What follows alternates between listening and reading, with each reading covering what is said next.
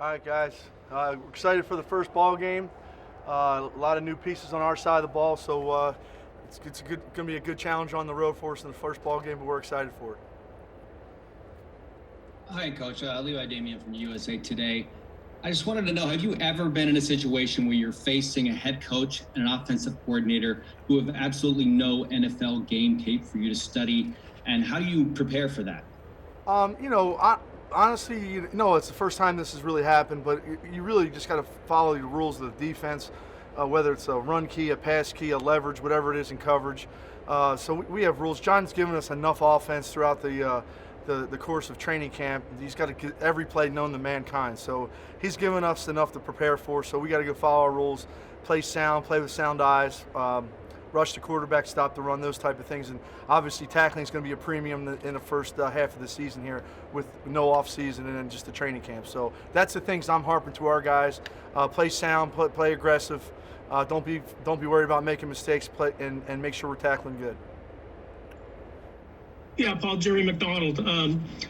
You made such a point in the offseason of addressing linebacker with Corey and Nick Kwiatkowski, but a big part of that was covering running backs and tight ends out of the backfield. And here comes Christian McCaffrey in week one. It kind of attests that for what you did in the offseason. Yeah, he's an explosive player, obviously out of the backfield, whether he's a runner or running routes, and it'll put him out at the flank, and he can do things that a receiver can do. So we got to be aware of where he's at on every snap, because obviously, he had a huge year last year, and I'm sure they're going to utilize him in their package very similarly as we go through this. So he's definitely a guy we're going to have our eye on. Paul, Damon Arnett and Trayvon Mullen, a couple of young cornerbacks. The bright lights are coming on Sunday. What gives you confidence that they're going to be able to respond to this challenge? Not just what they do out on the practice field. I mean, like I said, you prepare, you win and lose the games Monday through Friday. That's when I get the most nervous about games, is those 3 days that we're showing them the right things, we're putting them in the right situations, whether it be a tough snap or an easy snap, whatever it may be. And when it comes to Sundays, it's a player's day, it's a player's game. So I have the utmost confidence in both guys. They've showed very well out here for the training camp. So I'm excited to see them play. Oh, with a guy like McCaffrey, when they put him out wider in the slot, do you have to treat him differently than you would a normal running back when they put him out there? Do you treat him more like a wide receiver? How do you approach that? He can do a lot more things than a typical running back can do. A guy just, pounds the ball. Like I said, he can run all kinds of different routes. That's been shown on tape. That's the one thing we do see, whether it be Bridgewater or McCaffrey, Robbie Anderson, Moore, and all those guys, Samuel, all the tight ends, they're all on tape. You can see their skill set. It's obviously what they can do. So be anxious to see how they utilize them, but we'll be ready.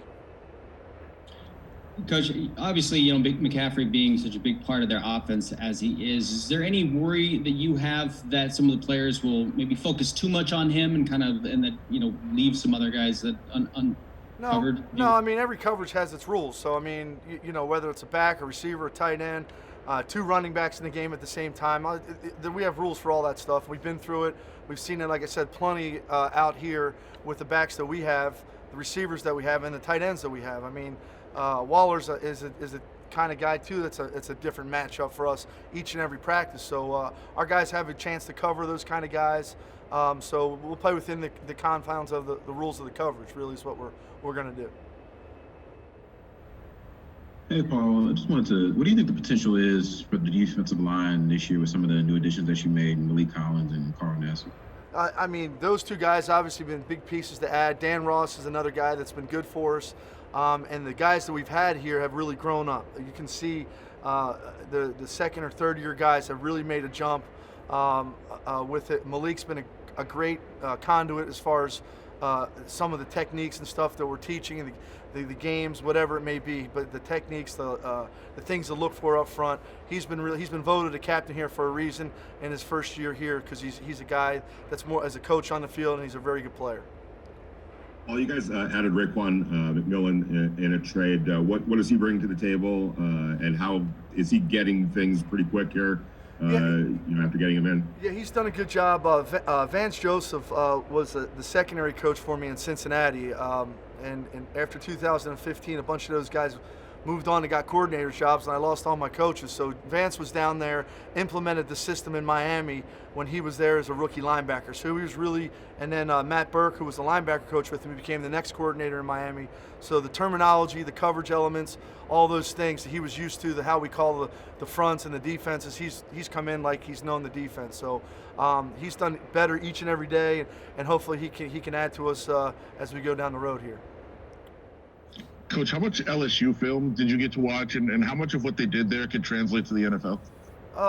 Quite a bit. I mean, we watch a lot of different stuff. They have a lot of different people on their staff that come from different places. So we had an opportunity throughout, sitting around during COVID in the spring and looking at all that stuff and trying to figure out and hone in on what we think their skill sets would match up with. But we did watch quite a bit of LSU tape just to see, obviously the coordinator coming from over there, what are the type of routes and runs and those type of things is part of the preparation. But like I said, we're gonna play our defense, trust our eyes, our keys, and if something different comes up, it'll be come over on the sideline. Let's get it drawn up. Let's get on the same page and go play.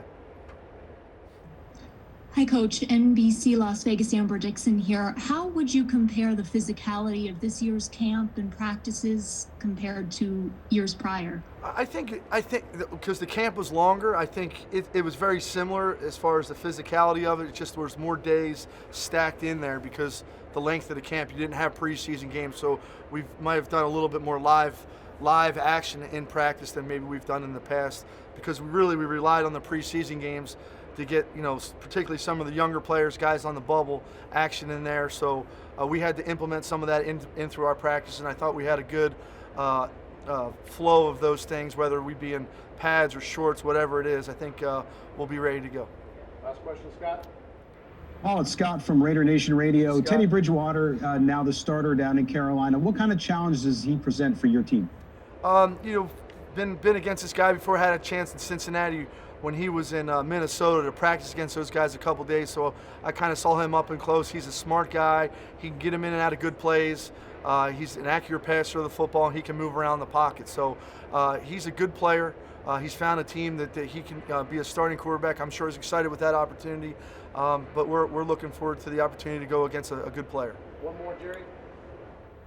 Yeah, Paul, you mentioned Sunday being the players' day. I'm just curious, especially in this environment with the new systems and figuring stuff out in the fly, how much of it just comes down to communicating and you got this guy, and let's go play? Well, there certainly won't be a lot of crowd noise other than what they pipe in there, so that shouldn't be a problem. And it's just, the environment. If you got to get an NFL player fired up for Sunday at 1 o'clock, you're not in the right profession. So these guys will be ready to go. The practice has been energetic, so I think the communications, obviously you won't have as much noise, particularly on the home games where you're on defense and the crowd's loud at home. So hopefully that will help out as far as getting in and out of defenses. Excellent. Thanks, everyone. All right, guys, appreciate it. Thank you.